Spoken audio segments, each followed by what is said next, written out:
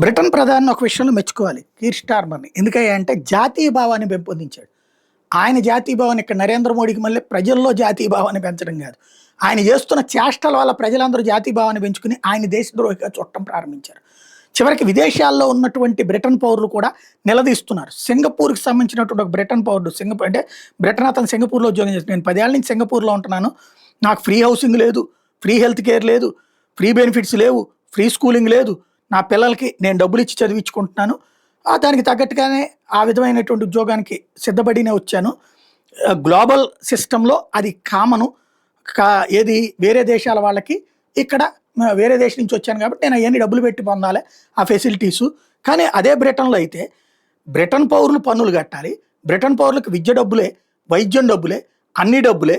అదే అక్కడికి వచ్చినటువంటి చొరబాటుదారులకు వచ్చేటప్పటికి ఈ ఫెసిలిటీస్ అన్నీ ఉన్నాయి. ఈ మొక్క ఎవరన్నా నిలదీస్తే గనక వాళ్ళని రేసిస్ట్ అంటున్నారు, వాళ్ళని జాతి ద్రోహులు అంటున్నారు, వాళ్ళని వర్గ విభేదాలు అని చెప్తున్నారు, వాళ్ళ మీద కేసులు పెడుతున్నారు. ఇది ఎక్కడ పద్ధతి అన్నటువంటి ప్రశ్న వేస్తే అది పెద్ద ఎత్తున వైరల్ అవుతుంది అక్కడ.